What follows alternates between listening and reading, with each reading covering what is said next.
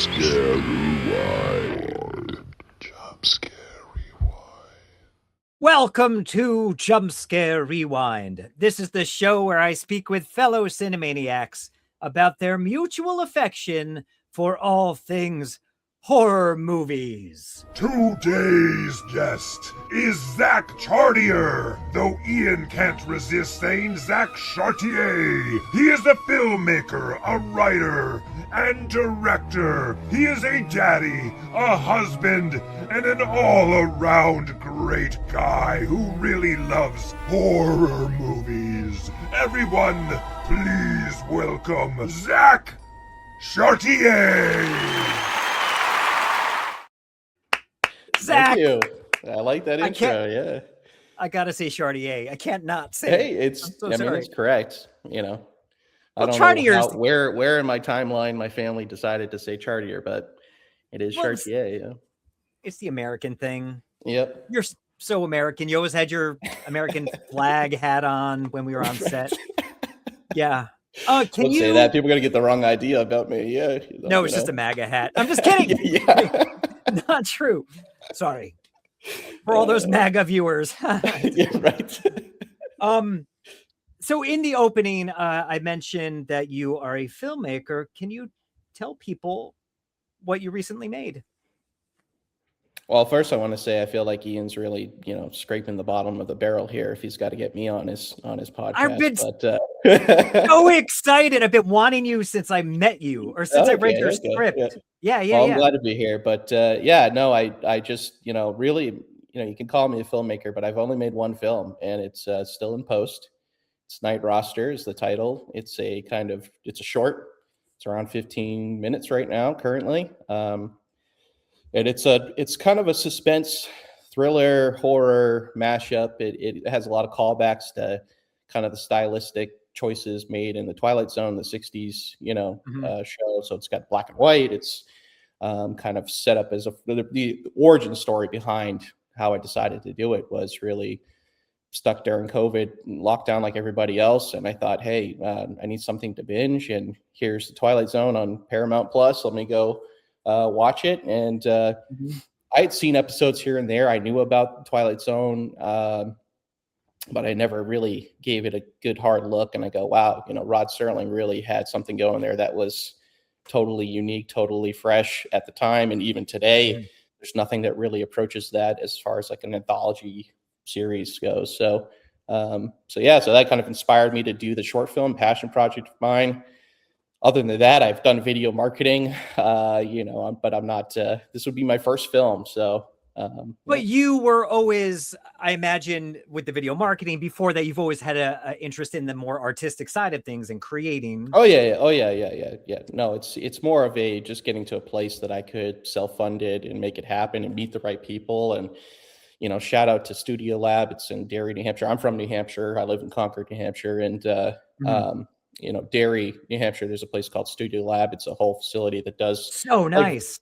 It does virtual video production. So it's got like a whole XR screen, like you would have seen in The Mandalorian or different other, I think I you didn't use it. No, we didn't use it. Well, it's a lot of money. It's a lot of money to use that. The script didn't call for it. I would have, it would have been cool to use it as like a set extension and but there's a lot to it. You got to light it a certain way. You got to get the camera calibrated to get the parallax correct. And it is very cool. I've seen it in action, and actually a friend of mine, Rob Livy, he's working on a project. It's not horror related, but it's a big project, and he used the XR screen extensively to kind of do a proof of concept, and it looked really cool. It actually looked really real the way that they did. It was in a warehouse and had light shafts, and I was like, is that a real practical light? They go, no, that's from the XR screen. Amazing. But the way they blended it was, it looks amazing. So Studio Lab's a really cool place. They do an industry night. Actually, one's happening tonight. They do it every first Thursday of the month. Yeah. So anybody that's viewing this that's interested in film, that's how I got my start to do this. I went there, I found a community of people, because that's the thing, is it's a collaborative medium, right? So, who knows, with AI, you can start to, solo create a movie, but I love the collaborative aspect of it. I love working with Don't do it, Zach. Yeah, exactly. we could have a whole 3-hour discussion mostly me just talking about That's fine. AI. but yeah, I don't want to derail this. It's not an AI discussion, but I love the collaborative.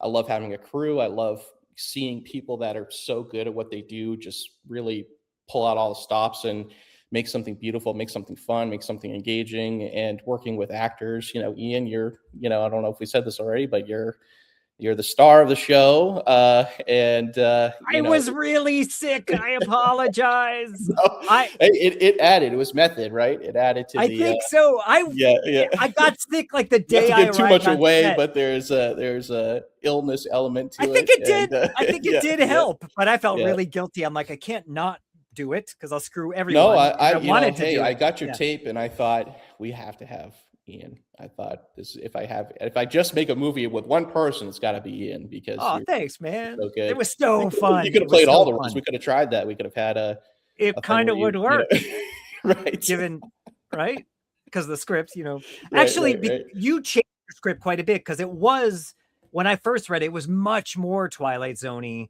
but I think maybe for production and stuff you had to trim it down, or it's one of those things you go in with a script. And I've never made a film before, so I learned a lot. This was definitely my film school.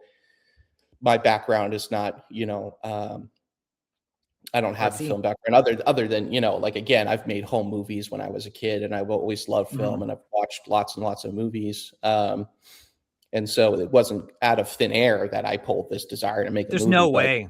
Yeah, but at the same time, I'm sorry, what was the question you just asked me? I'm going on a totally tangent, but well, no, I was saying that it had changed quite a bit from the Twilight Zone.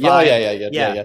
No, well, because it was inspired by the Twilight Zone, so I had a narrator intro. It was kind of like going into a TV program and all that sort of thing, and that got chopped down just because of time, budget. It's one of those things that your vision meets reality, and that's part of the beauty of making film, is it doesn't come out exactly the way that you thought, and I think that's not a bad thing. I think there's so many examples that we could look at where we go, limitations helped the art, limitations helped the final product, and it's also other people's contributions, right? So my DP, Eric Youngholm, great, awesome DP, so good.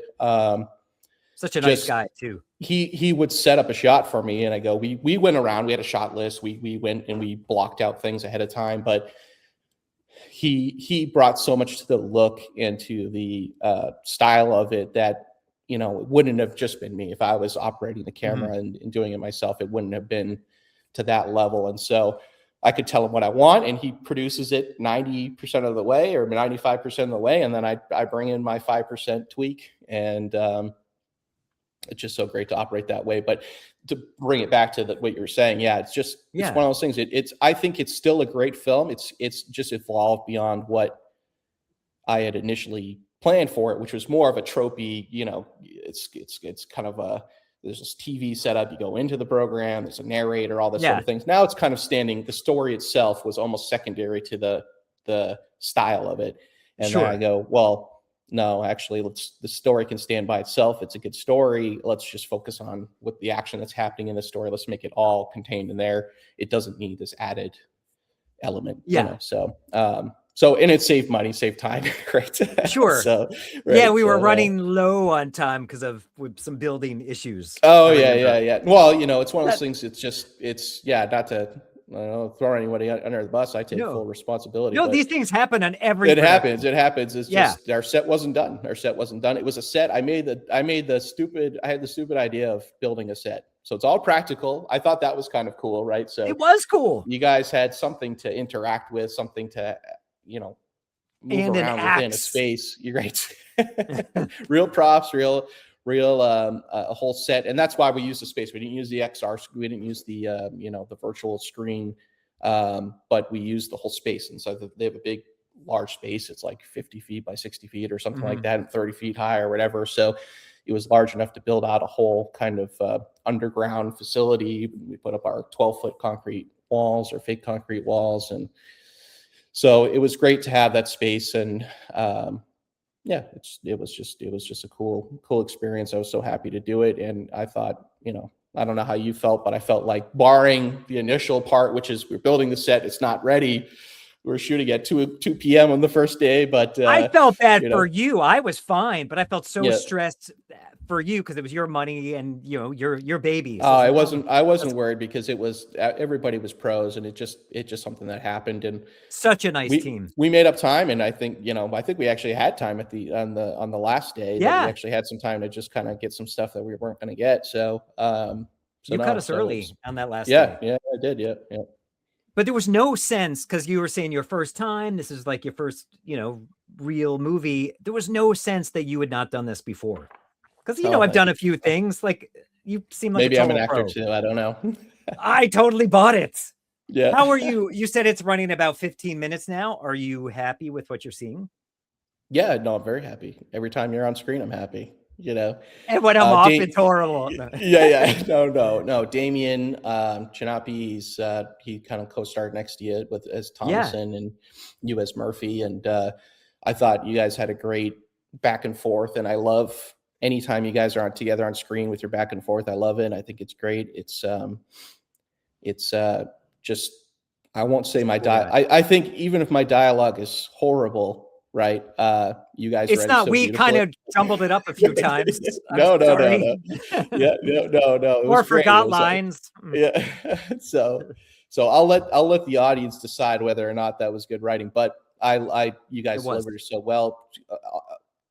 100% super professional, super easy to work with. No divas, no complaints on the actor side. So it was so great. And then Emma McKenzie came in and she plays Raider. She's and so sweet too. Yeah, and she's great as well. And what I liked about her was that when I was casting, it had a lot of people to choose from, but she has this when she's on set and she has something to react to, she has this physical intensity, and she has this ability to really scream and yell and be intense. And a lot of people can't channel that, and so that's why that's one of the reasons I cast her, was just because I thought she had the look, but I also thought the charisma, but I also thought she could access that level of intense emotions that maybe other people couldn't. And so yeah, she's great. It's great to have her. And then John Brownlee, little smaller part, but John Brownlee came in and he did Doyle, and I'm not gonna say anything there because it will spoil it, but it's pretty early on, but it is a short film. Well, he dies in the very beginning. We gave it away already. He played a great dead body. He did. And he was good. I'd never met him before. Yeah. No, I don't. He came as a last minute. I was like, I don't know who it's going to be, but he said, "Hey, I played a dead body before, and I'd love to do it again." Didn't your brother play his? Yeah. Didn't your brother pop in as his body at one point after he? It was actually our first AD, Teddy Pryor. He's great as well. Oh, that's right. Yeah, so awesome. He's actually an actor. So he I think he produces, he acts, he does assistant director. He's great. He's such a good AD. Yeah, he's great. He keeps the set really fun, really high energy. He's a very high energy guy. Yeah, I get that. But he was totally game. So anytime we needed someone to play someone behind in the darkness and the shadows, or play a dead body where you have something draped over you, he was game for it. So I'll do it. That was really exactly. So no, it's I'm happy with it. I think it's it will be what it is. It's evolved into something that's even beyond what I thought it would be, and hopefully people receive it well. And if they don't, will it be received? I'm thinking we'll see. I got to look at the festival rules, because they can sometimes be weird about whether or not you can debut it online or whatever. One thing I hate, and I understand if that's the rules, right? One thing I hate is just, talking to filmmakers, and they go, "I just did a short film, but you got to go to a festival to watch it." And I go, "Well, which festival?" "Okay, it's not near me. I got to get on a plane to go see this thing." You know what I mean? And so, or I got to wait months to see this thing, right? And so, I think festivals can be great. I think it's a great way to get recognition and get kind of in a pool with other people and meet other people. And so I'm not poo-pooing that at all. I'm definitely not. And I want to do that, but I would love to see if I can put it out on YouTube as well simultaneously, because I just want it to be available and for people to actually watch it if they can't make it to a festival. If you can, great, go to a festival, go see it there. But maybe after the initial premiere, you'll be able to do that. Yeah, Because I worked in other films. I'm going to South by Southwest next weekend nice. for this other horror movie that I died in the very beginning. That's a whole different. So you're the Doyle on that film. Yeah, exactly. I'm the Doyle. Yeah. Spoiler again. But It's all different caliber. So I appreciate you stooping down for this little short film of mine. It was so good, and you gave me a lead role, which was so exciting. So thank you. Yeah. Well, I couldn't help myself. I had to. I appreciate that, and I got you all sick. It wasn't COVID though. Okay. I tested. I don't know what. Yeah, it was. It wasn't COVID. It wasn't COVID. No. Yeah, I didn't get anyone else sick. Okay, have you seen any new horror movies lately, or any horror movies lately? Not new. I've just I have a 3-year-old and I have a now 4-month-old son, a 3-year-old daughter, and so my time is limited, like many parents of young kids know. But so when I can get an hour or two, in the middle of the night when everyone's asleep and they're not sick. I can't believe you had a baby like the week before we did this movie. I did. Yeah, it was, crazy. I was glad to, he came early and he was fine. He was totally, they had the steroid shot ahead of time so that he could breathe well and all that sort of stuff, but he did come early. And, but I was in a way glad. And my wife said the same thing. She's like, it's probably good he's here now because now we know, he's not going to come around the time that we're filming this, because we shot on Halloween night. So Halloween night we were doing it, and I was so afraid that he was going to come Halloween or just the day before or something like that, and I was going to have to. But of course, I would have done that. My kids are more important to me than any little thing that I want to do. But your crew? Yeah. No, that's a true testament, though, to your marriage that it survived. That you were not there when the baby was a newborn. So no, we had a lot of help. Yes, definitely. She was awesome, and she wanted me to do it, and very supportive the whole time. And props to our, my parents-in-law. My mother and father-in-law came. They're actually from China, and so they flew over from China, and they wanted to stay with. They've been staying with us for the past few months, and what a huge help. Huge help. So just having them there, being able to watch the baby and help feed and all that sort of stuff. So it's been great. So made it possible. But so recent horror. Sorry, this is gonna have to chop this down. No, we're fine. Horror. This is good. Just a heads up. This is going to be me the whole time. I'm going to be in tangents. I'm glad. This is good.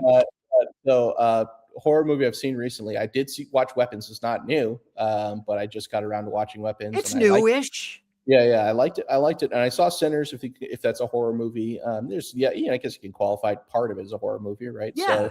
So, Sinners, I really enjoyed. I will say I feel like he maybe could have been tighter a little bit, but I really enjoyed the freshness of it. I enjoyed, the changing formats I thought was cool, but watching it on my TV, maybe in the theater would have been different, because going from like an IMAX thing to this little super wide, it's super wide, but it's small on. So it's like minuscule. Yeah. I mean, I have a 77-inch TV, not to brag, but I have a pretty decent sized TV, and I go. That's all he said on set every day. I have a 70-inch TV. Yeah. And so the sound was incredible, and I thought the plot was interesting. Could have been a little bit tighter, and maybe the format. I do have surround sound. Yeah. Okay, so it was great. So it was one of those things that I kind of wish I saw that in theaters. I think it would have been a different experience. I don't love that movie, and everyone's like, "Why isn't that on your top 10 of last year?" And I love the first half. The first half is such a good film, and then it does that amazing dance sequence. I thought the same thing. It's funny you say that. I was going to say the exact same thing. The first half, I thought, my wife watched it. She loved it. She thought the whole thing was amazing, and she was like, a lot of people do, because it's there's a lot of relational stuff, and so she was like, wow, that was really amazing. And I was like, I thought, well, I thought the first half was really good, and then once I thought the whole thing with the I guess I'm not going to spoil it, but I expected a vampire movie. Everyone has seen it by now. The build up to it I thought was interesting. I loved all the build up to it. I thought, going around the town and introducing everybody and all that sort of stuff. And I just was confused, like the whole the connection to the music, like that was cool and they did it, but I thought it was like a plot. I thought it was going to come bigger in the plot, Sure. Like it was going to be like, this is how we defeat the vampires. It was going to be something with the music, and it exactly, that was my issue. It's kind of just texture there. Yes. And so it did some cool things with it. It did. Yeah. But then I thought it became a mediocre horror movie, and it was such a good drama before that, and then became and I love horror. Right. Well, I guess what I'd say is I'm really excited to see what Coogler does if he keeps going with horror. I think that's what I mean. That's why I say it just needed to be tighter. I think it was stronger when it was the vampire movie and the lead up to it, and then I felt like we kind of like, okay, we got to the vampires, now let's go. Let's just zoom through it, and then we have this long, ending, and so cheesy. Well, I thought the whole thing with the Ku Klux Klan, it could have been incorporated better. But I was like, in the bar at the end. I'm like, Michael B. Jordan, he just wanted a way to go out like a hero. He wanted to get gunned down. And so they devised this whole scene.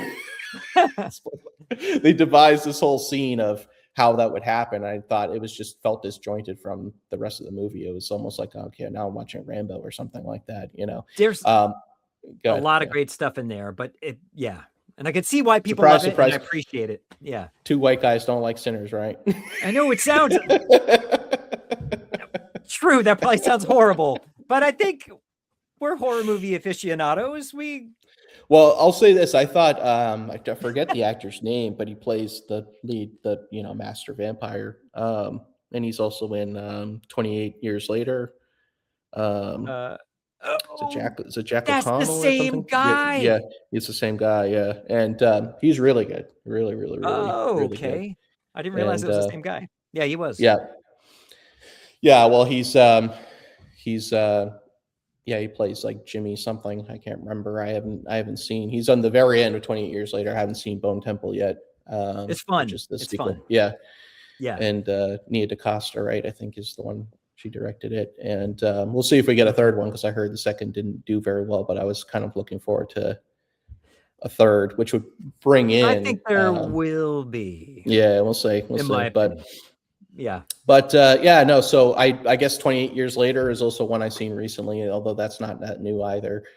I thought that was great. I love 28 Days. I mean, it's one of my favorite horror movies. Period. And I think it's just such a great. And it's one of those things that I have to watch it, but I have trepidation going to watch it, because it just is so scary to me that I just don't.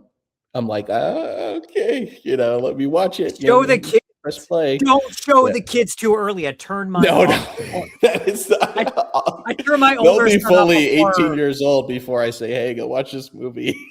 I started them too early, and they're not huge horror fans. No, I was born, 1990. So, a lot me of stuff too. we talk about is, I have an older brother, Brad, and if he's watching this, hi, Brad. Hi, Brad. Yeah. So he's the real horror aficionado in the family. I'm not. I love horror, and I like escapist type horror. I don't like anything too real. And I don't. Interesting. It just, it's well, there's truth in horror, there's reality in horror.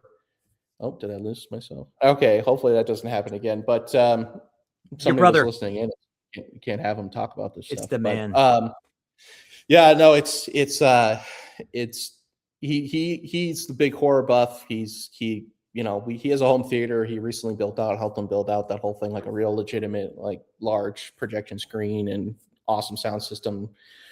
Tiered seating, all that sort of stuff. So he's got this nice home theater, and we watch lots of movies on that, and it's always a horror movie, because he's like, yeah, I'll watch this other thing, but he's like, if the moment you mention a horror movie, he's like, let's do that, And but he introduced me, it was when I was a teenager, he really introduced me to a lot of different horror stuff, and And so it's you know, I can't remember what I was talking about. Wait, with this that. isn't the 28 brother I days. met.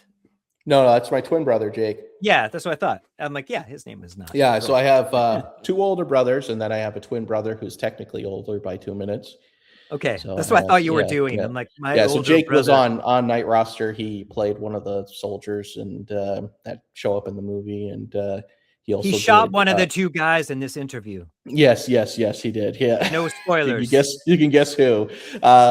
But also, you know, that lab coat you're wearing, and it was all nicely, you know, like weathered and stuff like that. He did all that. So he did a lot of the costumes, and yeah, he's great. He loves and, horror too. He does. Yeah, he does. Yeah. And he loves he really wanted me to talk about, I'm not spoiling this, but In the Mouth of Madness is not what we're talking about, but he loves that movie. Yeah, maybe we could talk about it. Yeah, we could have him on. But anyway, so 28 days later, that was that 2003 that hit the States? I can't remember. 2002, I don't remember. But yeah, I don't remember. Anyway, I was like 12 or 13 when I saw it, so it was I was a little young for that.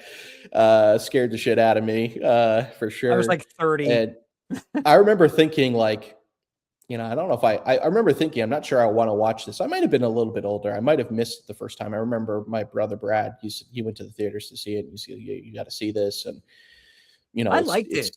Yeah, I remember even then thinking, what did they shoot this on? This looks awful. It looks horrible. Yeah. You know, and it hasn't aged well, unfortunately.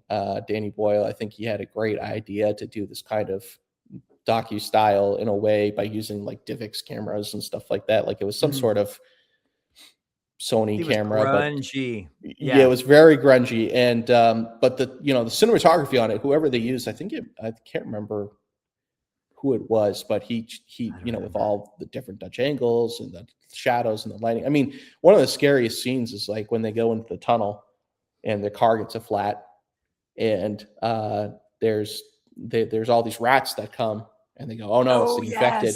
And you just see these long shadows come across the end of the tunnel, and then you hear the screaming, and I go, oh man, it's just something that I'm getting chills right now thinking about it. I go, it's just such a scary. And then they're trying to change the tire, and the infected are getting closer, and that's just I should have talked about 28 Days Later, but you come back.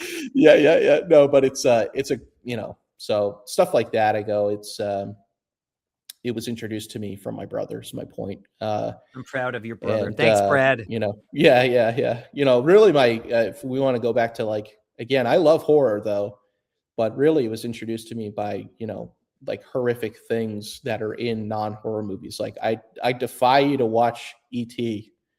and that opening and not think that opening little segment from John Williams is really scary. Like, if you probably don't remember, if you haven't seen E.T. in a while, no, in the woods with the flashlights. No. Even before then, it's just the opening credits, and it's just I think you just get the E.T. logo, but it's this moaning, you know, really, yeah. There's and I remember I got on VHS. So many of these movies I've never seen in theater, so a lot of my consumption was VHS or home movie stuff, and you know, just watching this stuff on a TV after the fact. And I just remember putting in that VHS, and I thought, oh, E.T. it's like he's a friendly alien. I'll go watch this. It's going to be great. And when that came on, I thought, oh my, me being like a 9-year-old kid, I thought, what the heck am I, like, is this a horror movie? What is this? Wow, you know, that's how you met that scary. movie. It was scary. And E.T.'s running from the guys with the, you know, he's got and his scream and he's screaming, and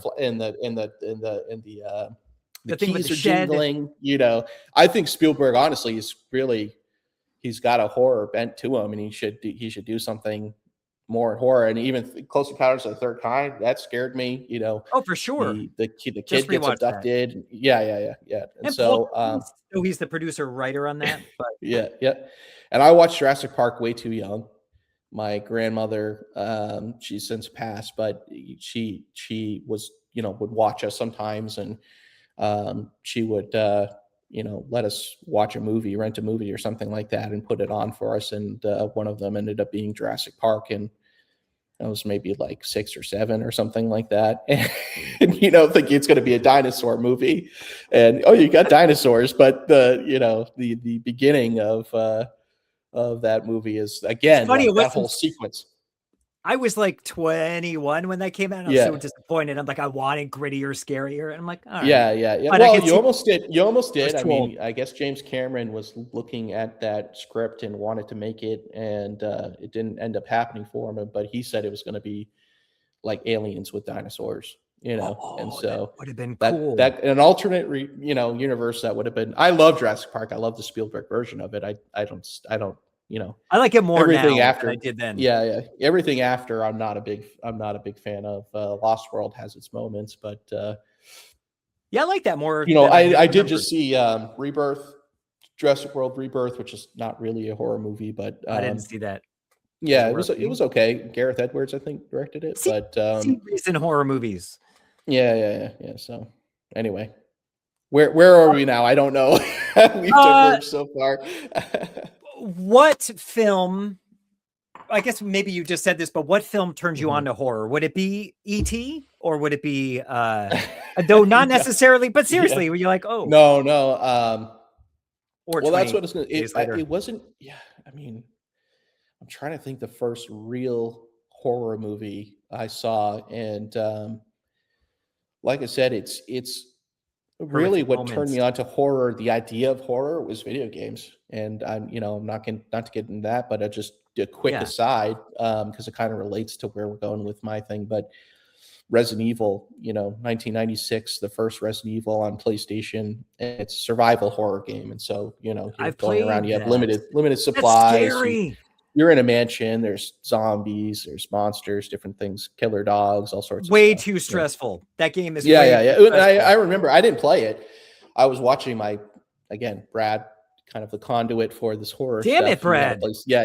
And he at the time he was down in he actually had his bedroom down in the basement because that was just where he wanted to be. He didn't need to be down there, but he wanted to have his bedroom down there. And sure, I remember he had his PlayStation set up there, and we went down there. I'd watch him play these different scary games. And were you allowed to, or was it? Maybe it was in secret. I don't know. My parents never said anything, but I think they kind of said, Brad, what kind of game are you having him watch? My brother and my twin brother would be there with me, and but it was. I just remember thinking, wow, that's scary, And what is that? A zombie? What's a zombie? Eats you, And so that was probably my first introduction that I can recall into.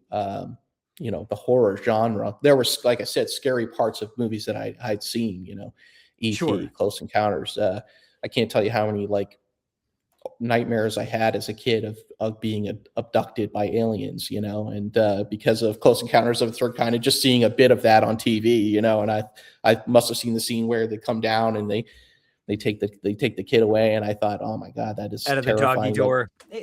Something so could just real. Yeah. Well, something could just come out of nowhere and surround your house and take you away. That was terrifying to me. So, but the very first movie might have been. I can't recall, but it might have been the Resident Evil adaptation. I think I saw that before 28 Days Later. With Mila Jovovich. Yeah. And I still like it today. I think, it's not Paul Thomas Anderson, it's Paul W.S. Anderson, I think is his name. But he did Event Horizon. I saw that recently. Event Horizon. Soldier. Yeah. Soldier. I like Soldier. I actually really like Soldier. I did it on my other show last week. Yeah, actually, I have a pre-order on they're doing I don't know if you're familiar with boutique physical releases of movies, but there's a couple different labels that like Vinegar Syndrome. Exactly. So Arrow is doing a Soldier 4K, and so I collect some of the 4Ks and stuff like that. I do too. Yeah. So there you go. So the Soldier's coming out on that in 4K. If you're interested, it's a totally different thing. But I love that movie. I love anything with Kurt Russell. Honestly, I think he's he's good. Great. Except for The Thing, that movie sucked. But everything else is great. What a piece of crap. Captain Ron is his best movie. Yeah. Sorry. Do you prefer? I actually love Big Trouble in Little China. I think that's one of the best. It's one of the best Carpenter movies and one of the best Kurt Russell movies, I think. But I need to rewatch it again because I rewatched it a few years ago and I'm like, wow, that's not as good as I thought it was. I tried showing my kid. He's like, what the hell is this? Well, it's fun. It's fun. It's just loved it in the 80s. I get absorbed into it, and I just love his like bad John Wayne. Yeah. Oh, he's so charming in that. Yeah. In Soldier, he has zero charm. Like, no, it's the complete opposite. Complete opposite. Talk, he's like a robot. He's like, yeah. He's like a robot. Yeah. I think the Terminator had more charm than him for sure. No, I think so. Yeah. I'll be back.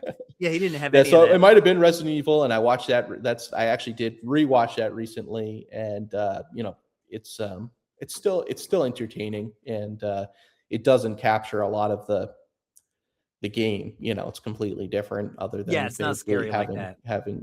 It's but it's entertaining movie, and I can appreciate it for what it is. So that might be the first one, and then I saw like the remake Texas. I still haven't seen the original.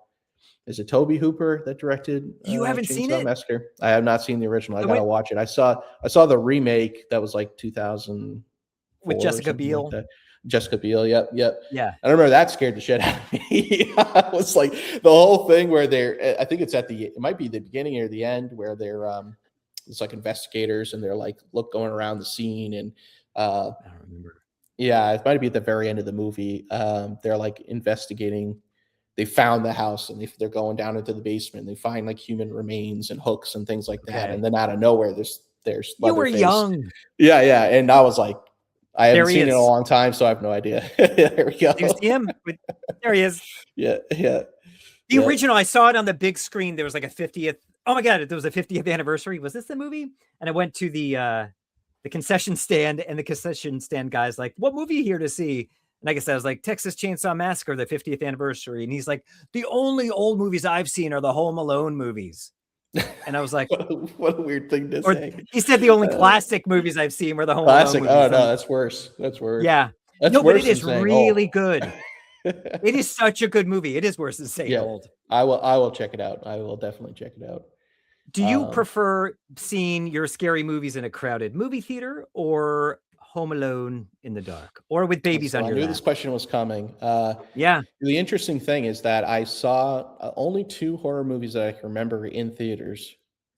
And again, this is me not being a huge horror movie buff, but I wasn't old enough when the ones like I would have gone to see Land of the Dead. You know what I mean? I didn't like that movie, but I would have gone to see it. Sure. But or 28 Days Later, I was just too young to see it. So I kind of already spoiled what I'm going to be talking about here. But no, you didn't. Yeah. Anyway, so it's I've just seen so many by myself, or with my wife, or with my brothers, that I think I like it, the horror aspect, in a more intimate setting, dark. Me too. Dark preferably. I made the mistake of watching The Conjuring in a dark room, and I shit you not, it started to have like a thunderstorm in the middle of it outside, and it it's just scared me so bad. I slept with the lights on after that for like a week. Like I like, okay, I don't blame you. Supernatural ghost movies, those are the scariest. I don't like watching them. Agreed. I will watch them, but like watching like even like the original Japanese Grudge, like that scares me. I don't like do you ever see The Changeling? I like being scared, but I have not seen The Changeling. No, I haven't. Oh, you have to. I'll it's one of my top 2. Okay. Supernatural ones, those are what actually scare me, and it doesn't really make sense, because it should be, well, that's kind of the furthest from reality. But I can tell you, I've had weird experiences in old houses, enough of those. You live in New Hampshire. Yeah, there could be something to it, and so those scare me because there's no defense. There's no defense. No. You can't see zombie. it. You can board up the windows and the doors, and this floats through walls. Yeah. And so supernatural stuff scares me, but but that I do like watching them in the dark, alone, or with people I know well, that would be, yes. And I can't tell you if I think that if you had something that was like, because I watched some of the Friday, the 13th movies and, the Nightmare on Elm Street stuff. And I go, so like, I feel like those would be better with a crowd because it's more of like a crowd pleasing. Crowd pleasing. Exactly. Yeah. And so there's jokes, there's really disgusting parts, you know what I mean? And so I feel like that would be better with the reaction of the crowd around you. But the times that I went to see a horror, I know I went to see Silent Hill, the original adaptation, whenever that came out. And that scared me. I didn't like that movie. I was like, as far as being scared, I thought it was a cool movie, but it was just so funny because we went to see it, but there was nobody in the theater except for Brad, my brother Jake. Yeah. And, I think it got terrible reviews, so no one went to see it. Nobody went to see it, and it was basically a private showing. And then I went to see Longlegs. It was probably the huge gap of time. I went to see Longlegs, and I remember telling my brothers, I said, "Hey, we got to go see this. It looks really cool." I didn't like Longlegs, so sorry if you liked it, but you probably heard my story on this show. Yeah, this girl playing on her phone next to me in the audience. I'm like, oh my god, drove me crazy. No, I went to this crummy theater because it was kind of halfway. My brother lives, almost an hour away from where I live, and so we kind of met this halfway theater, and it was a little bit crummier than I had hoped it would be. But I thought it's going to be cool. It's going to be, but again, nobody was in the theater except us, so it was ideal. Both times I've gone to the theater to see a horror movie, nobody else was there, so I couldn't tell you if I would actually enjoy it for most things. But I had imagined that, watching what's the one with the kids. I go to the first show of the day to avoid audiences because everyone plays with their phones now, and usually that works out. What is that kid actor? He's now an adult. How'd that happen? What? No, but he's in one of the Friday the 13th movies. Oh, and, Feldman? Corey Feldman? Yes, Corey Feldman. Yes. It's like 5, number 4 or 5. Yeah. Yeah. And so I watched that one recently at my brother's home theater, and I could imagine that being, fun to watch in a crowd because it's just so ridiculous that a lot of those. You could see people screaming or laughing or whatever at it, So it's anyway, so. Now so that's my answer for you. Definitely by myself, for sure. Yeah. I'm the same way. We have some quick games, and then we'll get to your movie. I'm so sorry. Right. I dragged this on.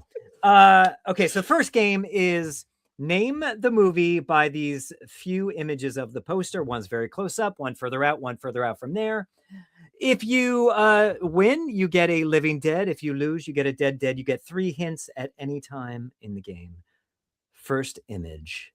What movie is this? Oh my god. Remember, you can have a hint or hints at any time. I mean, it looks like leather. I don't know. Give me another hint. You want a hint? Okay. Yes. My first hint. First movie by Bad Robot to be rated R. Bad Robot. And would you like the second image? Yeah, let's do the second image. This is a little bit further out. Oh my god, what is that? Something military. Good. First Bad Robot. Bad Robot to be rated R. Isn't that J.J. Abrams? Yeah, it's J.J. Abrams. That's why it's tricking me up. I go, I don't even know what that would be. I didn't even know they did a horror film. Do you want a second hint? Second hint. It's up to you. Do you want it? Yeah, let's do it. Oh, okay. Wait. What's on that guy's shoulder? Is that a Nazi emblem? I don't know. It could just be a bird. Or maybe it's an airplane. How many guesses do I get? You get 3 guesses. Okay. Is it Overlord? That is a living dead. All right. You got it. It is Overlord. I haven't seen it, but I go, that's the only horror movie I can think that's World War II. Is that guy's shoulder. I go, wait a second. I think you might like it. It's kind of fun. This was the next image. Yeah, I'm definitely going to watch it now that I know is J.J. Abrams produced or something. It's well made. Yep. It's a lot of fun. The war stuff looks good. Okay, stars Kurt Russell's son. The movie does not include any uses of the swastika, which is nice. And though I think Trump is going to bring it back. Number 4, code name. The movie's code name for the Ally operation in the Battle of Normandy, of course. So the next game. So good job. Very good. Thank you. The next game is, can you name this horror movie tagline from the poster? Here it is. One night is all that stands between them and freedom, but it's going to be one hell of a night. Oh my word. Again, you can have hints. All right, I'm definitely going to need a hint. Yeah. Should we go with the first hint? The first hint. This is going to help you a lot. Number one, Tarantino's first paid writing gig that he wrote for $1,500. Show that thing again. One night is all that stands between them and freedom, but it's going to be one hell of a night. Tarantino's first paid gig. Mm-hmm. You can have more hints, and you get 3 hints. No stress. I have a guess, but I can't remember the name of the movie. Try it. Is it something to do with vampires? Okay, that's good. Do you want to give me a title? I'm blanking on it. It's one of those things that I was just talking about it because my brother said, "Hey, this is like Sinners is like that." Except that sure. better. Totally. What is it called? Let's People go are going to be screaming. Anybody that sees this, I would probably forget the title too. Number Number 2, I'm going to give you a hint. Yeah. When shown on commercial TV, the name of the bar is digitally changed to Kitty Twister. Yeah. I know what it is. And I'll give you number 3 since you do know what it is. Number 3, Tarantino originally gave the script to makeup effects technician Robert Kurtzman to direct. Yeah.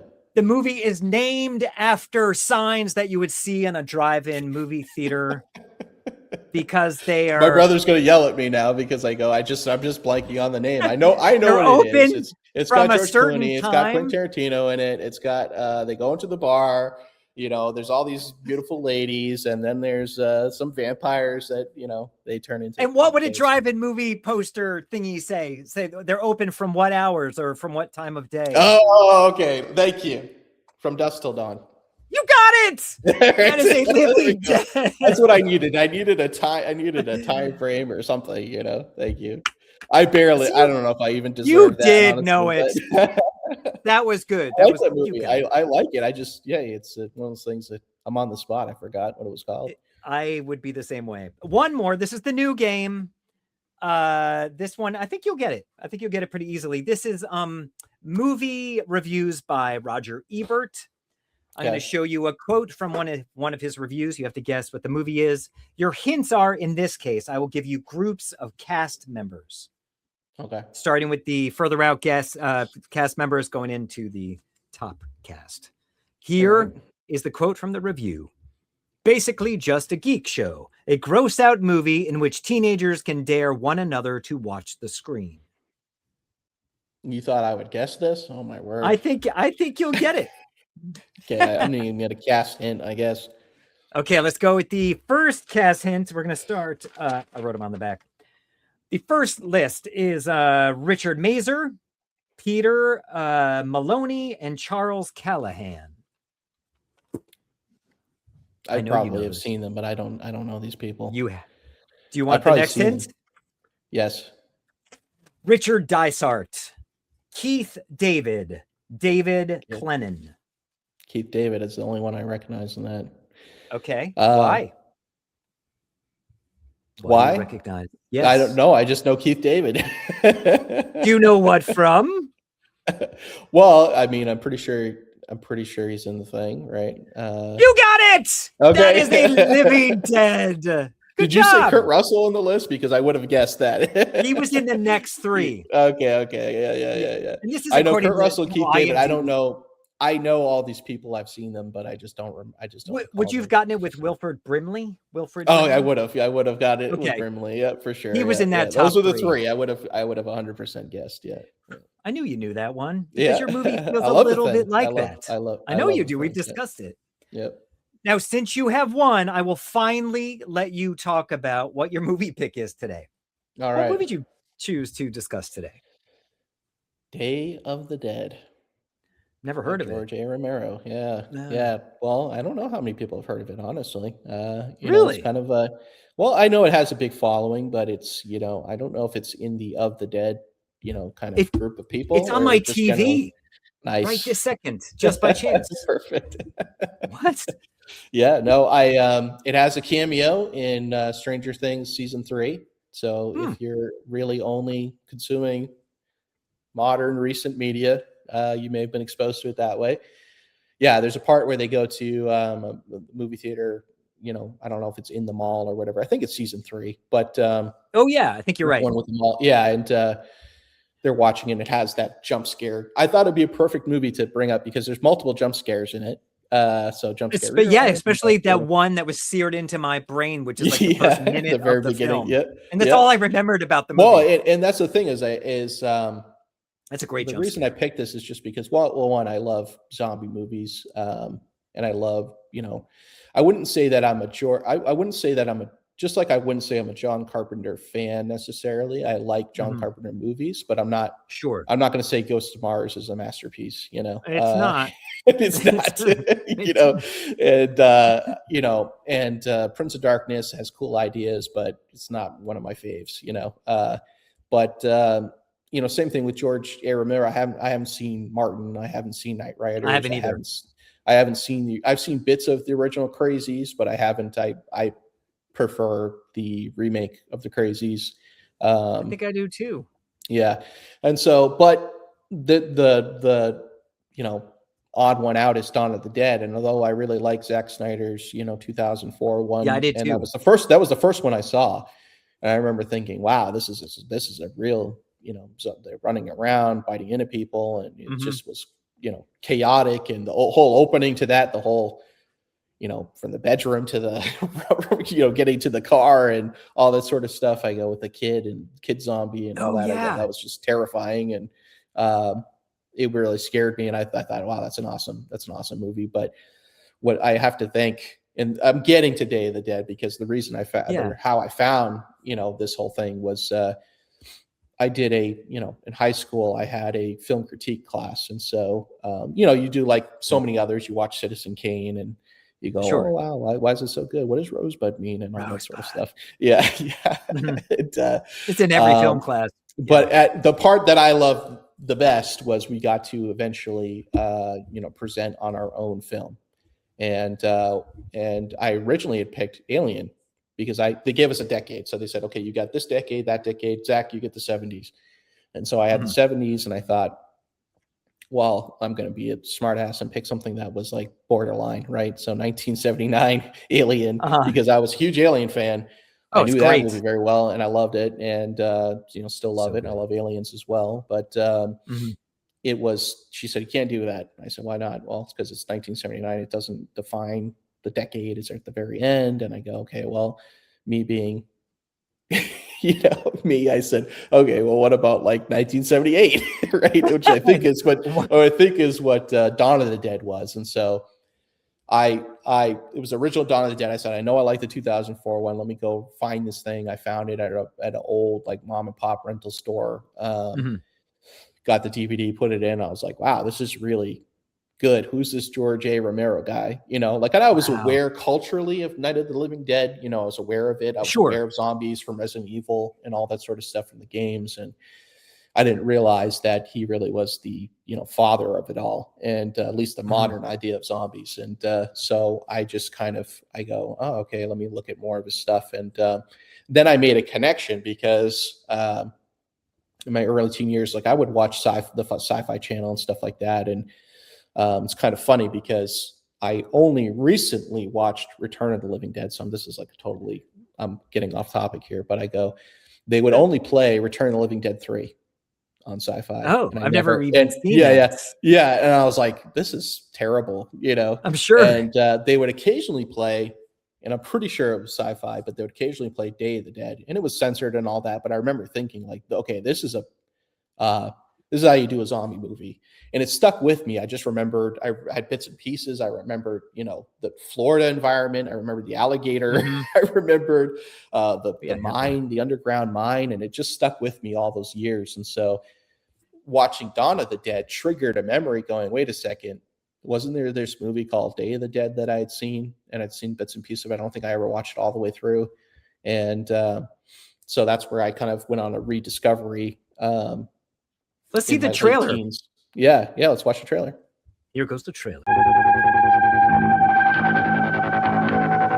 First, he created the most frightening film ever made.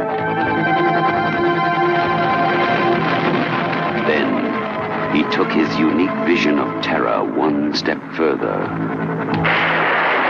Now, George A. Romero takes us out of the night, beyond the dawn, and into the darkest day of horror the world has ever known. Day of the Dead. There have to be survivors in Washington. Oh, Maya. They have more sophisticated shelters than this one. There have to be people in those shelters who know about us, who know where we are. With no radio contact, they'll come looking for us. I said shut up! They can be tricked into being good little girls and boys. The same way we were tricked into it on the promise of some reward to come. What the fuck is wrong with you people? They're dead! They're fucking dead, and you want to teach them tricks? They have to be rewarded, Captain. Why else will they do what we want them to do? I don't want them to do anything but drop over!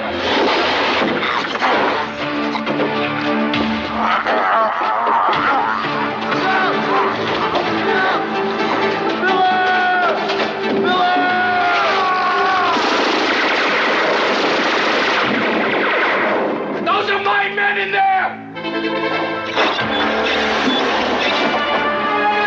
That's it. Run, you fucking lunatics.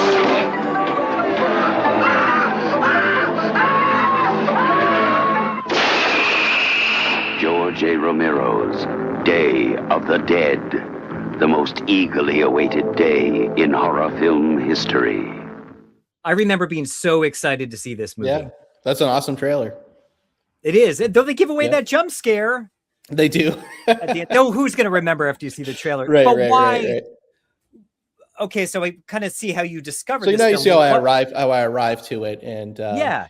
But why do I? It's because it stuck with me. It sticks with me, and I feel like giving George A. Romero's version of zombies another go around, because I was used to Dawn of the Dead remake, Zack Snyder's thing, and then 28 Days Later. That was my idea of they're not really zombies, but whatever. That was my idea of what modern zombie stuff was. But going back and looking at it, I go, wow, it's really it stuck with me all those years. Just the feelings of being underground in the darkness and the zombies moving through the darkness. It just really triggered something in me that was this primordial terror almost. Zombies are, I'll try to keep it brief, but are scary to me specifically because it has to deal with corruption of flesh, right? So your flesh is decaying and all this sort of stuff. And it's also this just primordial fear of being eaten, right? So we as, animals are, we're afraid of being consumed by some other, predator, and to be another, kind of hollow husk of something that we think should be like us. It has this uncanny valley feeling. It has this just evokes this whole feeling of dread about the whole thing. And so zombies can be really scary to me, but at the same time, I thought Day of the Dead it really was the most refined. It's underrated. I think it's underrated. And that's why I picked it, because Dawn of the Dead, the original 1978, is, I think, really the most it's the fan choice, I think. If you're going to pick a Romero film, they're going to say, maybe there's some people that say Night of the Living Dead, and I go, that's a great movie, but it was the proto zombie movie. Really, you could see all the pieces there, but Dawn of the Dead brought in this new element where it's more defined. But I go, other than the Dario Argento cut, I think that there's, it has a lot of comedic moments. I mean, a zombie literally gets a pie in the face, at one point. Day of the Dead is the most refined Romero vision, I feel like. It is dark. It's dark, and that's what I like about it, because it's called Day of the Dead, but yet the humans, it is the Day of the Dead. The dead walk the earth; they own the day. The humans don't get to go around on the surface and have all this freedom and settlements and all that. They got to be underground in this mine, this dank mine storage facility. I just love that aspect of it, where they're, you got the big cavernous thing with, very dimly lit with different vans and RVs and stuff like that, and at one point they're talking about how like there's all these documents and different things stored down there, all from the past. And so it's kind of a tombstone. It's like a mausoleum to the world that was before. All this, like, they're stuck down there, and spoiler alert, die down there. A lot of people die down there. So it's in two ways. Like, it's like kind of a tomb for them, but at the same time, it's also a mausoleum to the world that was right before the zombie, outbreak. And so I really like those themes of it. And Bub, we can't go without talking about Bub, right? He's the zombie that comes into it that is has some sort of memory, some sort of basic childlike intelligence. He can shave. He can shave. He could shave. He can listen to music. He can, operate a gun pretty well. Spoiler again. So, spoiler. You've had 40 years to watch it, so it's true. But if you're new to it, you'll still enjoy. You'll still enjoy it. It won't unfold in the way you expect it. I'll say that. And it's just it's just so many. I can't say it without connecting it to modern stuff because I think you'll appreciate it more, right? And so, like Walking Dead, right? Season 1, Walking Dead is by far my favorite piece of zombie media, period. And so as far as like put to screen, and I think Frank Darabont's, I think it was unfortunate that didn't end up doing the rest of the stuff, but season 1 is in itself a great zombie long movie, and in that movie, the zombies actually they explore something that Romero was exploring, which is that they have some sort of basic memory of who they were before. I mean, in one of the moments, Rick, I can't remember who the other character is, but he's taking refuge in some guy's house with his son, and the wife that turned into a zombie, she keeps coming to the door every night and turning the handle because she remembers going home. And so it's a tragic, sad scene, but at the same time, it just brings like a whole other element, like even in the beginning of The Walking Dead, where you have a little girl and she's holding the teddy bear still and that sort of thing. So it's just that the reason I bring that up is just because that progenitor to that really was Day of the Dead, that whole idea of a zombie that remembers things. I just want to jump in there real fast. We discussed that I ended up booking Walking Dead after I worked with you. Oh, nice. Awesome. I had a gun held to my head by Negan. Awesome. That's all I can say. Continue. I gotta find that then. Yeah, I gotta find that. Out in a while. It's gotta do an ADR on Monday, so it has a ways to go. Nice. I'm sorry, continue. Is that what it is? Yeah, it is. Okay. I'll check it out. I'll look for it let me know when it comes out. I'll look for it. So it's sort of a Christmassy episode, so I think it'll be around Christmas time. Okay. But, nice. I'm sorry, I so interrupted. No. I mean, I'm sabotaging myself here. I'm going all over the place. So no, I love it. I love it. But no, that's what it is. It's really, it just stuck with me. And I tell you, I had I just call them dreams because most of my dreams have some sort of horrific element to them. I don't call them nightmares Always? that often, but that's horrible. Of the time, 90%, there's something wrong with me, I'm sure. I had a great childhood, but nothing happened to me. But I just, I don't know. I guess it just kind of revolves around me, scary stuff. And so I had this dream that I was in an underground facility and in like a storage room, and I walked into it and there was all these zombies. And I blame Brad. I quickly hide because I can't get out the way that I came in. It was locked or something like that. And so, but then the lights went out, and then I'm trying to navigate, and I can feel like this picture. I feel all the hands grabbing me and all that sort of stuff. And I'm like, no. And I wake up. And so, so it's definitely influenced me. And I just feel like the stark, like the grimy white painted cinder block hallways, and some of the just like natural rock earth that's coming out of it, and then the way the zombies are painted, or just this grimy, dirty look. I mean, like Tom Savini and Greg McTerra, they just like Tom Savini's. It's his best. He says it's his best work. And it is great. The effects are amazing in this film. Yeah, they're amazing. Completely amazing. And it's just like that zombie in the beginning with the tongue hanging out, and the very beginning of the opening. Credits. And yeah. So just go watch the movie, or watch watch at least that opening part.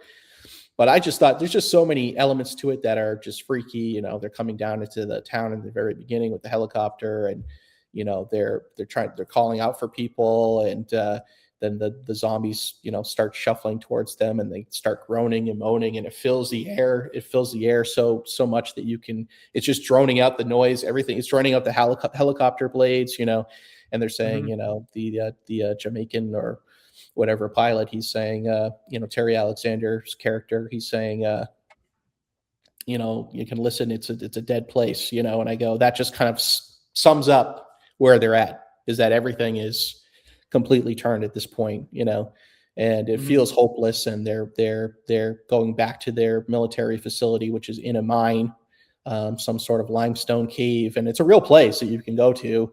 Which actually does store documents. Right? Yeah. And it stores documents, film reels, film reels, and that sort of stuff, and yachts and things like that. And it's supposed to take place somewhere in Florida. And but it's like Philadelphia or somewhere. Yeah, it's funny because Romero was originally based out of Pittsburgh, and so all his stuff kind of revolved around there with different actors from Pittsburgh. Some of them, I think, in the film are LA actors. But anyway, and so it's funny because the exteriors are a lot of them in Florida, and where the helicopter lands and all that. And it's funny because this is the magic of movies, right?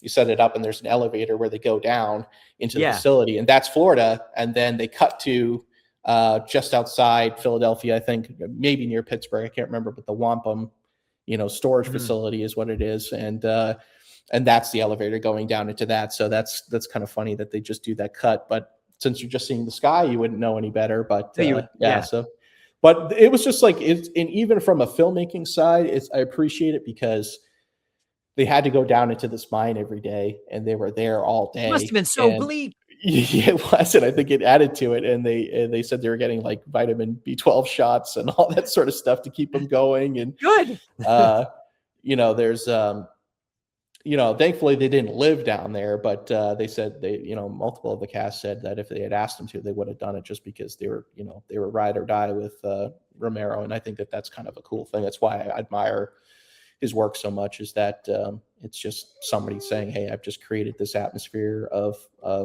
everybody wants to be a part of these movies, and it's not part of the major Hollywood system. And he refused like a $7 million budget because he didn't want to cut back on gore. And he didn't want to cut back from being X-rated. And I think that's admirable. And I think that if he had made a $7 million script, who knows, because it was part of like a 3-picture deal with like Sala, whatever that that's right, financer guy. It was part of a 3-picture deal, and he just said that one of them had to be a dead film. So it had to be a sequel to Dawn of the Dead. And so he didn't go to it immediately. He did 2 films before. So who knows if like some of that budget was eaten up by Night Riders and whatever other film he did. But he was saying that, in the archival interviews you can go watch, he was saying that it was like a $7 million film. And that was the original script. It had parts of Land of the Dead. So it had a whole above ground, like a city. Fortress or something. Yeah, fortress type thing. And there was a whole army of trained zombies and all that sort of stuff. No, I don't like it. I don't like it at all. And I hate to say it, but it's just it feels like it's gone into parody. Just being parody almost. That's almost what it feels like. It feels like a parody of that idea. And so I hate to say that, but that's just kind of, it feels like a parody of a George A. Romero film. And so I go, I don't know what it was, studio pressure, big budget, not having the ideas. I don't know.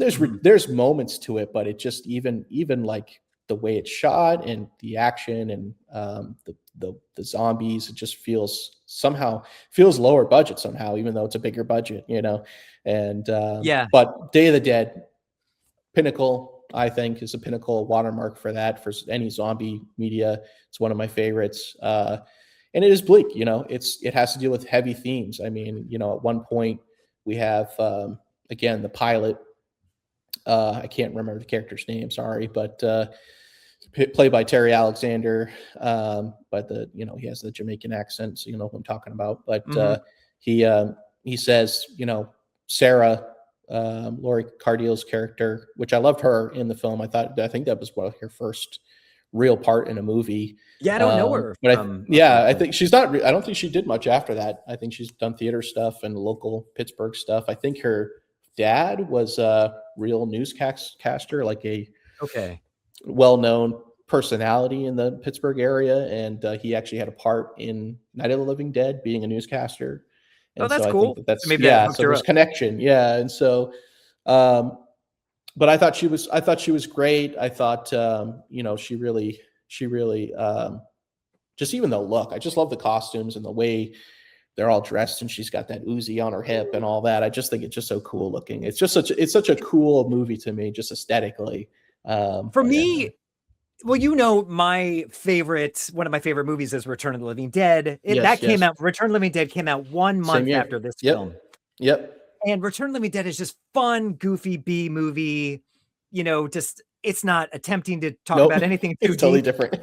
It's just total fun. This movie is not fun. It's not a fun horror movie. It is bleak. It is scary in the sense of the what ifs.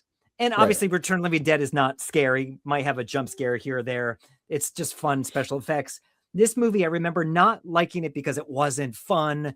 It's a lot of talking. Because they're talking about like real kind of scary things and what's it mean to be human and things like that. And so I appreciate that more about it now. The one thing that, and it sounds like it's sort of what you like about it, is the aesthetic and the cinematography. It is just the camera's here. This is the action. Everything is very white lit. It is not stylistically interesting. Filmmaking wise. I disagree. But it's, I think it's economical, right? If that's a word. But it's, I think there's plenty of style to it. It's, when Laurie's character, Sarah, comes in for the very first time to see Frankenstein or Dr. Logan, right? And he's working on all those bodies. She comes in and it's like she comes into this black cavernous space, and it's like you're entering this void, and just the way that was lit. And then you see the reverse, and there's all these tables laid out, and Frankenstein's working on something. He's all bloody, and it's all these corpses, and it's I don't know. Yeah, is it almost stagey? I think is what I mean. But I like it. I like it that way. I like it that way. And some of it you have to do, right? So when they're in the corral, so a big aspect of it is that they have to get specimens to work on. And so they've somehow brought in these zombies, or they were already down there. I'm not sure, but they somehow bring them into the corral. And there's a whole plot point where they're not logging how many they've taken out. So they don't know how many are in there. So that could be a problem if they ever have to deal with them. Like, am I going to get surrounded by 20 or 5? Right. And so, but they corral them, and they have this whole wooden wall thing, and they shoot to bring them in, and these little, manhandler things, and which is a whole cool aspect. But like, you have to light that somehow to show it how deep that cavern is, right? Sure. And so it's could be maybe a boring choice, but I just feel it's refreshing when you have just the so much of the flat. I mean, today, if you want to talk about flat lighting, it's just like, look at anything on Netflix today, and it's not it's not particularly interesting, And I don't mean to criticize it. I would say it had a lower budget look to it, for sure. I'd say it had. I think that was my thing. That's what it was. It was a lower budget, and they're working in a giant mine. So how do you like that? And I think I think one of the cooler moments is at the very end, where they're making a break for it. Some of the characters have survived. I won't, spoil too much, but basically what happens is zombies get in, they take over the facility, and people are dying or making a run for it. And there's Rhodes, the military commander. But one of the as far as style choices, like the end, there's some blue lighting and some red lighting. And it has like a creep show vibe to it, actually, but it's which he did as well. He did as well. He did as well. So it's I think that is one of the cooler, aesthetic looks. I wish there was more of that in the movie, for sure. But I think it had plenty of style. I think with the shadow and choosing what to light, could it have been higher budget, probably. But it's I think in a sense what that did for me, because you were saying earlier you don't really like horror movies that are real, that kind of have a real feel. And I think what this does in that appearance, it feels more real. It's not you're not distracted by, oh, look at that camera move, or that cool Yeah. I don't Well, know. I should clarify. I think what it is like real subject matter. Like I'm not really big into like a serial killer film. Like I'm not really into somebody's like I've watched things like, Memories of Murder. It's a Korean like serial I killer haven't seen it, film, but I and know it.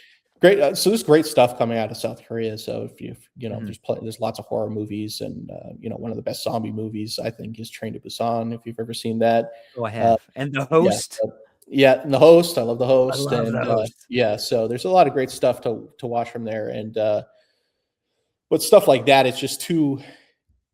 It feels like it could really happen. Like zombies, I don't think is really going to happen. You know what I mean? Like who knows? Maybe, but We'll see. but I something like that where you're dealing with I gotcha. I know that's probably something you like, but I think dealing with real emotional weight and like loss and that sort of stuff is Handling I watch the it. I can appreciate it. It just it sticks with me after. It feels like a cloud on me afterwards, and I'm not sure that I like that feeling.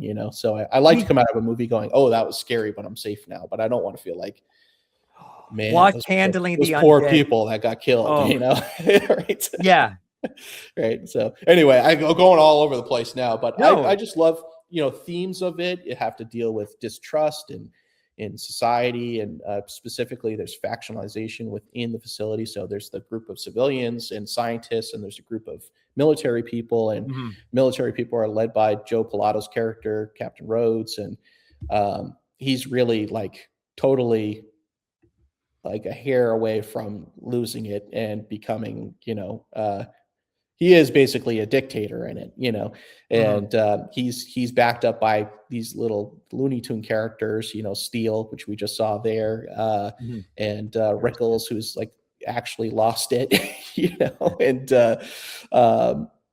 and so they're kind of the thugs, kind of the goons to carry out his bidding, and Rhodes really just has total run of the show, but he can feel his any sense that his authority is being eroded or undermined, he overreacts to 100%.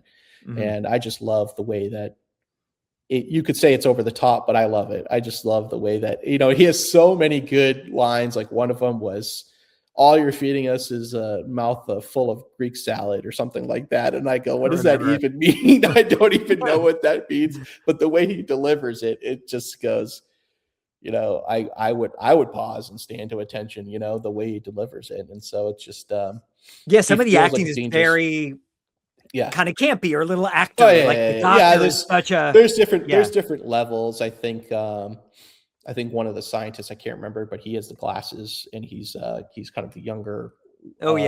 He's kind of tagging along with Sarah a few times, and I don't think he's really even I don't want to say real actor. I don't want to say that, but I just mean I don't think that that's his vocation. I think he was on he could have been the crew or something like that. And and so I could forgive that, because that's more of like.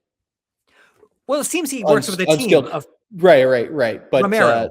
Exactly. And Logan, Dr. Frankenstein, I thought he's great.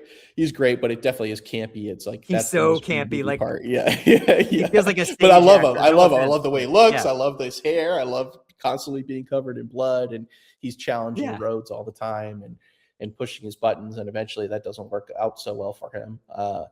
And Sarah is definitely, the most cool-headed, and she's keeping, she's dealing with all this stuff that's going down, but she can see where the wind's blowing and isn't happy with it. And, you have the pilot and the radio operator that, I have no idea what's going on with them, because they live in like an RV out away from everybody. And when you go into it, they have like, it looks so nice. This is our home, and it's all well done. So I don't know if they're like a gay couple or something like that. I had no idea, but it was like, who knows? Think of that. Yeah, I didn't. It was a little I just area? watched it again for this, and I was like, I'm like, maybe. It seems like it's set up for like, maybe they're just enjoying each other's time. I don't know, but it would be ahead of its time if that was. It would be. It doesn't overtly say that, but I go, no, it doesn't. Yeah, But because it seemed like there was a romantic thing between the Jamaican guy and she. Yeah, he does say, maybe you and I could go find an island somewhere and we could basically repopulate. I think that's the scene. So many words, right? And so, yeah. But he also delivers one of the greatest like monologues at the end where he's telling Sarah, you got to stop trying to figure this out, right? The scientists are trying to figure out how to solve this thing. Frankenstein is going down, Dr. Logan's going down this whole path of trying to control the zombies, which is totally wacky out there. But when you're faced with the fact that they're not making any progress, that might be the only way to do it. But this guy, he's saying that the pilot, he's saying, hey, stop trying to figure it out. We really just have to have a game plan to get out of here and try to live whatever life we have left, find an island somewhere. And he delivers this great monologue where he's talking about like, why did this happen? You got to stop trying to figure out why, who knows what it is. Maybe it's punishment from the creator. Maybe it's, we're too big for our britches and he wanted to take us down a little bit. And, one of the things he says is, actually I thought was funny was, maybe he didn't like that we were trying to figure his shit out is what he says, and I go, oh, that's pretty, that's pretty like large, a pretty big concept. Right. And, so I think that it definitely has, it can be campy, it can be low budget, but it definitely has big ideas. Smart. It is smart. Yep. And Bub, was a great addition. It was one of those things when I was younger, I thought, oh, that's kind of weird. Like, he's like a toddler going around or something like that. But he's, it brings this, he's the most human character in the whole thing, which is kind of funny. If you think about it, right? And, but yeah, he's this zombie that has had some sort of intelligence. We don't really see how that arrived. Either it was innate or he's been trained or something like that. Mm-hmm. But, the doctor's latching on to him saying, look, this is an example of how they can be controlled. And you see that concept in Land of the Dead where there's a smart one. And I felt like that was kind of like, totally different, but it took a totally different direction than I thought it would be. But it is interesting to see that there's still that humanity in them. There's still that, that memory. And so it makes it more of a tragic thing for the zombies in a way. Right. And we do see a lot of, in Dawn of the Dead, they're pretty much just going up and sticking things into people's heads and chopping them up and shooting them in the head and all that sort of stuff. There's very little regard for anything there. But in the very beginning of the film, monster. Yeah. We have the zombies in the corral in that tunnel section, and they're going, hey, they're learning. They're coming up cautiously, like they're hiding. They're not out in the open on the walls, banging on the walls. They're kind of coaxed out. And so, it makes you think, oh, wait a second. They've seen what happens to the other zombies. And now they're going, I'm not sure that I want to, come up to this place. So it's kind of just an interesting concept that you don't see very often in these movies. It's deeper than any other zombie movie. Did you see, and not to distract from this movie, but did you see the Night of the Living Dead remake, 1990? I have it on disc. I bought it because I want to watch it. Directed by Savini.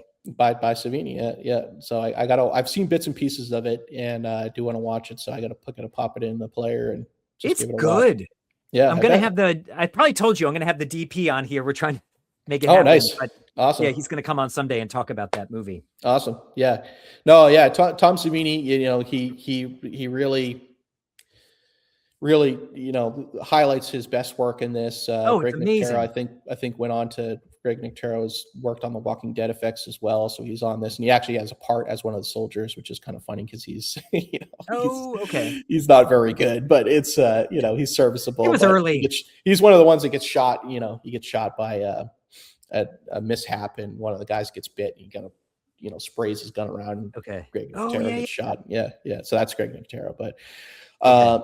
Yeah. So anyways, I don't know if there's more to say there, but I just feel like it's just one of those movies that sticks with you. It's just a lot of the concepts, the setting, the aesthetic, I could see past some of the B movie level acting and some of the lower budget, but it for a George A. Romero zombie film, it's the best, I think. And then I think just zombie informing the genre, it's just whether or not people recognize it, it's just influenced so many other things.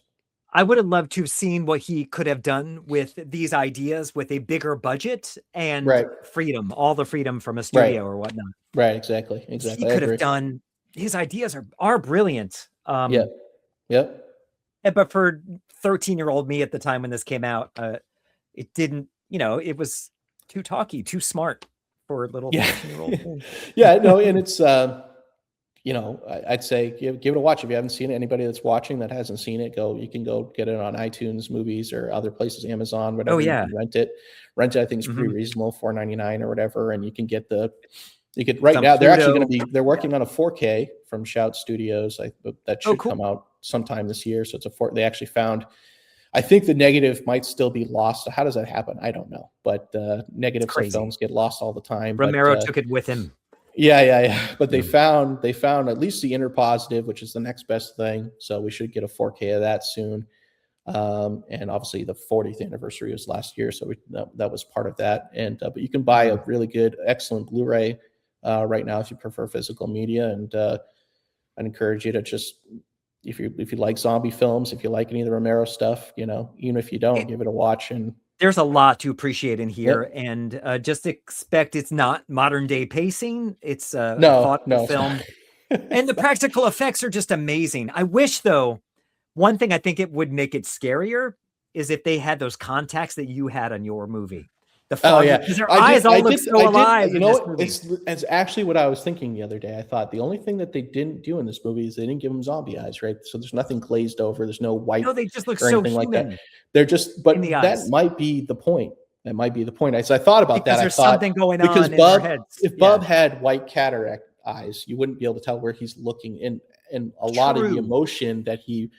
And I can't remember the actor's name. I wish I remembered his name, but I'll say this as a final word on that is that he does some of the best mask in costume, prosthetic acting that anybody's ever done. Honestly, it's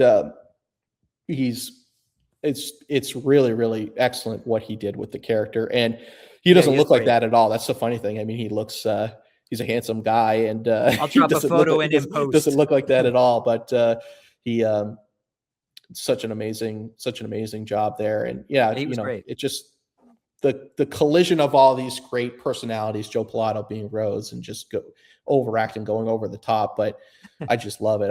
He has all his one-liners and he gets the most amazing death at the end. I'll say that the deaths just alone, if you like gory movies, it takes a while to get to it, but it pays off in the last 20 minutes. You get all the action, all the gore you could want, zombies eating, ripping people apart. Yeah. And it's a funny story there, which I'm sure people have heard if they know the movie, but apparently they had real guts for a lot of that stuff. So a lot of stuff. Oh, there were pig guts.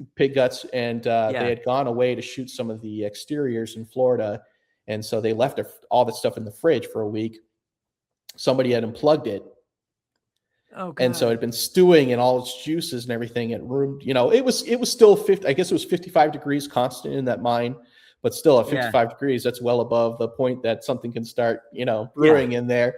And so they came back and they said, well, we don't have time. We don't have the money to source all these new guts. So that was one of the last things was Joe Pilato's Captain Rhodes' death.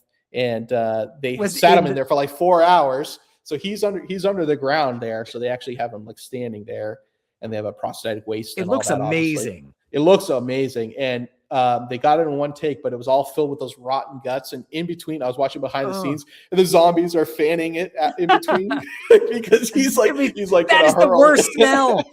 That is the worst stench. Death. So I think he recently passed away too, Joe Pilato, in 2019 or something like that. But he was a wonderful actor. He actually was in bit part that was cut out in the American release of Dawn of the Dead. They go to get gas for the helicopter, and there's some guys that are kind of roaming around, kind of just looking for somebody to come by to steal their stuff. And he's actually more recent, the Zach one. No, the original Dawn of the Dead. Oh, okay, sorry. Yeah. So, but it would have been cool if somebody from that showed up in Zack Snyder's Dawn of the Dead, but anyway, so Day of the Dead, I think it's underrated. It's George A. Romero's masterpiece, in my opinion. It's a great recommendation. Great zombie violence and gore. If you like that, you just gotta get through I think all the great dialogue, all the great back and forth, all the I great, agree. I agree. setup, I was just yeah. young me was stupid. Yeah, And old I me, could but see, yeah. Oh, even me, I didn't think it was a masterpiece. It was back when I first saw it. I thought, oh well, this is better than Return of the Living Dead 3, but oh, you know, I didn't even see that. yeah. It's like a made for TV movie, or it was probably straight to VHS or something at the time. It was probably what it was.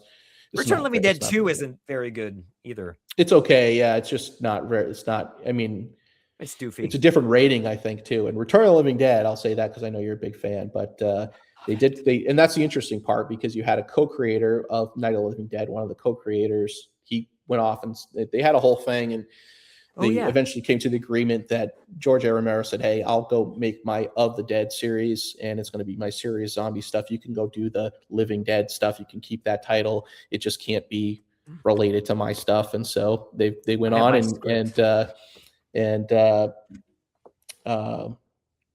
what is the writer's name? Also directed it. Dan O'Bannon. Dan O'Bannon, famous, one and only Dan O'Bannon. Alien. Alien, original writer of Alien, uncredited at first and then eventually credited. But so he wrote and directed that, and I felt like, you know, it probably took the shine off of Day of the Dead because it was releasing around the same time, and so I think for sure people probably less than a month. Yeah, I think people definitely said, "Hey, let's go check out the fun one. What's all this talky, serious, bleak one all about?" Right? And so, but it is interesting that you have co-creators and they have just totally different ideas of where it should go. One becomes a campy, fun. It is terrifying. I would say Return of the Living Dead is definitely terrifying. Like just the whole concept that the zombies can't even, like the whole thing about shooting the head was a lie. It's fake. It was just made up for the movie, and so they actually can't be killed. Right? Or the movie's right, you know, and so it's that's a great film. It's a comedy. There's so much humor in that film. Yeah. But Day of the Dead, I think you should watch them back to back. Watch Return of the Living Dead, watch Day of the Dead, and you can get a sense of what it was like summer of 1985. See two people's different vision of where zombies should go, and watch them in order of release. Yeah, there you go. So watch Day of the Dead first, and then watch. I think that's perfect. Dead, and it'll be a fun night for sure. So. This is a great pick. I'm going to just briefly recommend another film, which is what I do at the end. I don't know if you've seen it. It is called The Hole in the Ground. No, let's see it. Here's the trailer. There was an old woman who lived in the woods. You know, when I was your age, I moved town once too. 3, 2, 1. Down by the river, Chris, wait! Chris! Chris, come back! Mom? Never run off me like that again, okay? There were 3 loud knocks coming knocking on the door. There's something not right with him lately. 3 loud knocks. I can't put my finger on it, but Down by the I know.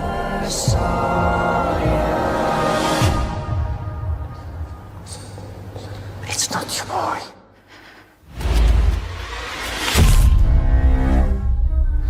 She didn't mean him any harm, you know. She was convinced Of what? that he was an imposter.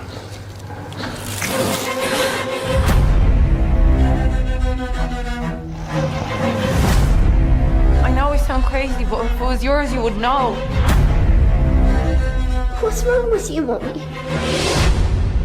Mommy, where are you? It's not your boy. Not your boy. 3, Not your boy. Not your boy.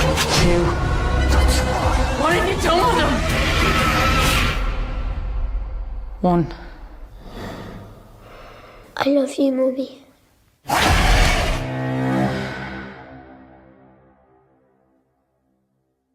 I think this is such an underrated movie. It's from 2019. Lee Cronin directed it, who also did Evil Dead Rise, the more right. Yep. And he has Lee Cronin's The Mummy coming out soon. Yeah, I heard. Yeah, that's right. That's where I've actually recognized the name. I saw the trailer for that. That looks pretty crazy. You'll see. It looks interesting. Yeah. This is well made. Similar concepts of your kid goes missing, they show up again, and they're not what they were. So it didn't dawn on me until I rewatched this trailer that's very much like the film I'm going to South by Southwest for. It's called Imposters, really? And it's very similar. I don't think he ripped it off though. He didn't for sure. I think it's a I have no idea what the term is. I can't remember, but it was some sort of like folklore, some sort of Germanic folklore, I believe. Yeah, where kids get replaced with some sort of demon or entity or something like that, or fairy or something like that. It's an imposter. So it goes back centuries. And I know that my friend's script is very much you arrive, there's no new idea under the sun. There's just only different interpretations, except for your short. Yeah. Someone's gonna say, wait a second, isn't that like what I wrote? And I go, what a bit. Hey, I think we all tap into a zeitgeist somehow. I think when we think of ideas and we dream up things, that there's something above us that we tap into, and I think that's why we get similar thoughts. And we're all inspired by so many of the same projects from over the years. Yeah, but we take but that's cool. That's cool out there. The Hole in the Ground. I'll have to check that out. Maybe that will be our next movie night at Brad's house. I bet Brad's seen it, but I found it satisfying. I don't like movies that end up being just generally all in the head. And I won't say that this movie isn't that, but maybe it is. But I found it satisfying. Yeah, Zach, thank you so much for your time. Thank you. You're an awesome guest. It's been awesome to be here. I'm sorry we're coming up on 2 hours here, so that's great. I love it. Thank you so much. You should come back with In the Mouth of Madness, maybe with your brother. Oh, I'd love to. Yeah, or any other movies. Or 28 Days Later. Yeah, if you'd like anything. If you'd like to have me back, I'd love to come back. It's been a great time. I really appreciate it. I'm saying it right now. You have to come back. All right. Thank you so much. Where can people stalk you or stalk the film? Yeah, so on Instagram right now, at Night Roster Film. So Night Roster Film. And put that up here. You can follow us on there, and I will post whatever updates we have. It's still in post. It's like 85%, maybe 90% of the way. The cut is almost done. I'm actually here, that's what I'm doing today, is working on that. So between that, I came on this, but then we'll be scoring it. So we'll be scoring the movie, and then maybe doing some final VFX touch up and things like that. So hopefully within the next couple of months, we'll have, I'm thinking like May, it will be really, really ready, because I'm finding time in between stuff. But sure. But yeah, I'm excited. I can't wait to share it with people. And like I said, at Night Roster Film, if there's any updates we have in the next couple few weeks, we'll put it there. So I can't wait. I cannot wait. Make sure it goes to the New Hampshire Film Fest too. Oh yeah, I 100% want to. I think I'll probably, if I can make like a late submission for this year, we'll see if I can do that. And I'd like to do local ones. I'd like to do, something maybe in Mass, something in New Hampshire, something Boston. in Boston. Like I said, it's where because it was made in New Hampshire, it was made by a lot of New England crew. It's something that I'm proud of. So I want to have a shout out to that, because it's something that we've kind of developed this whole community of people that want to make movies and are making movies, and we came together and made this, and I'm really proud of all the work that everybody did, and I'm really excited to share it with everyone. So we definitely want to have a premiere nearby. I will drive up. Yeah. Awesome. And you are such a pro, and I can't wait for everyone to see your work, because thank you. Yeah, you took good care of us. Thank you. Now take care of you. I know you're sick. Yep. Yeah. Get better. Yeah. Oh no, I couldn't tell. Right. But thank you so much. I didn't cough too much on this. Yep. No, you're fine. You can cough all you want now. Everyone, like, share, tell your friends, and stalk Zach. Again, I will put the Instagram down below. I'll see you soon, Zach. Hang by for 1 second. Goodbye, everyone else.